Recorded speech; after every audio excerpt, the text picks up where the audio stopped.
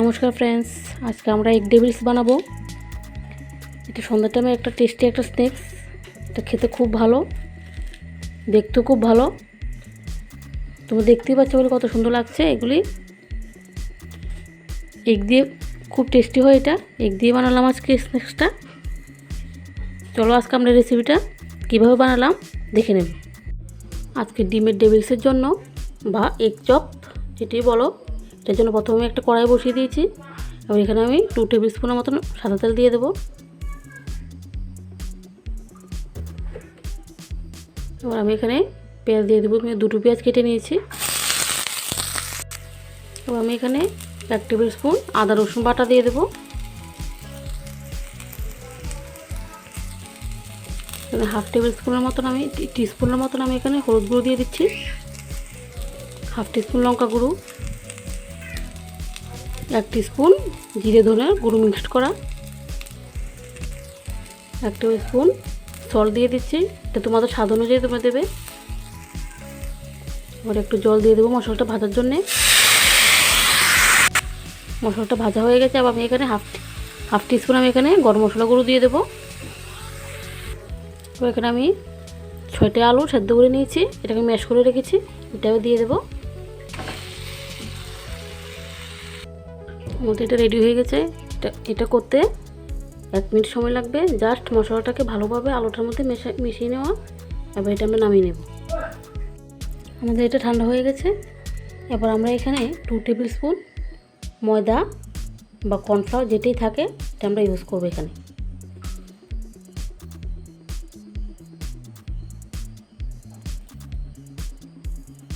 এটা এই কারণে ইউজ করলাম, অনেক সময় যখন আমরা চপটা বানিয়ে যখন তেলের মধ্যে দিই, এটা তেলের সঙ্গে একদম মিলে যায়। এটা আর একদম গোটা থাকে না। এই জন্য যদি আমরা ময়দা বা কর্নফ্লাওয়ার মিক্সড করে নিই, তাহলে আর এই সমস্যাটার সম্মুখীন হতে হবে না। কারণ ভালো করে মেখে নেব হাত দিয়ে। আমাদের এটা রেডি হয়ে গেছে। দেখো এটা কি সুন্দর একটা আটার একটা ডোর মতো রেডি হয়ে গেছে। এটা কিন্তু এরকম হতে হবে। এবার আমরা একটা মিক্সার রেডি করব ময়দা আর কর্নফ্লাওয়ার দিয়ে। এখানে আমি 1 টেবিল স্পুন কর্নফ্লাওয়ার দিচ্ছি,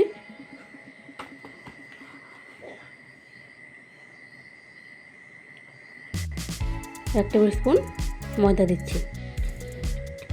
যদি তোমাদের কাছে কর্নফ্লাওয়ার না থাকে তাহলে তোমরা এটা ময়দা দিয়েও করতে পারবে। এটা আমি রেডি করে নিয়েছি। তো এটা এরকম হবে।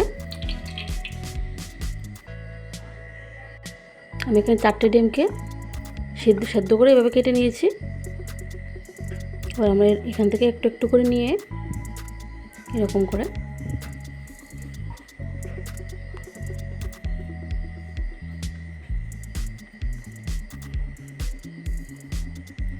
একটা করে ডিম দেব।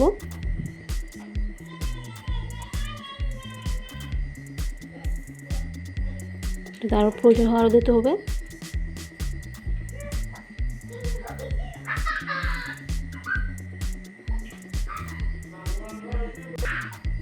এটা বানিয়ে নিয়েছি। এরকম করে আমরা আরগুলিও বানিয়ে নেব। আমাদের এগুলো রেডি হয়ে গেছে। এগুলোর উপর আমি একটু ময়দা লাগিয়ে গোল করে নিয়েছি, না হলে হাতে লেগে যাচ্ছিলো। তাই তোমরা এই প্রসেসটা করতে পারো, তাহলে হাতে লাগবে না। এবার আমরা চপগুলিকে সেখানে আমরা যে ময়দা আর কর্নফ্লাওয়ারের মিক্সারটা বানিয়েছি এটার মধ্যে লাগাবো।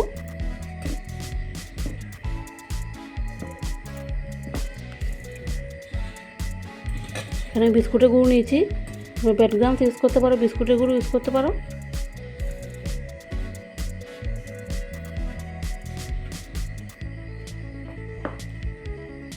এরকম করে আমরা সবগুলি লাগিয়ে নেব। আমাদের এগুলো একদম রেডি হয়ে গেছে ভাজার জন্য। এবার আমরা এগুলিকে ভেজে নেব। আমি তেল বসিয়ে দিয়েছি, তেলটা গরম হয়ে গেছে। তেলটাও আমরা কিন্তু একদম বেশি হিট করব না।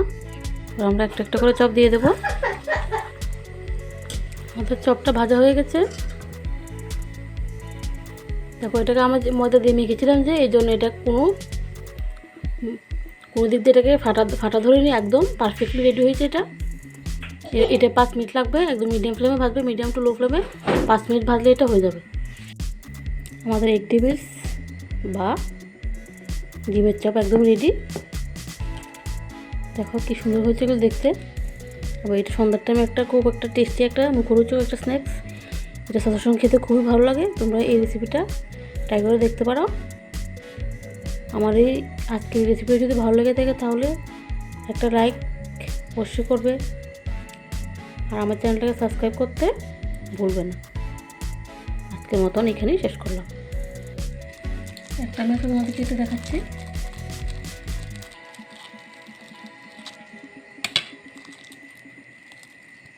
দেখো কি সুন্দর লাগছে দেখতে। এরকম করে তোমরা বাড়িতে অবশ্যই বানাবে।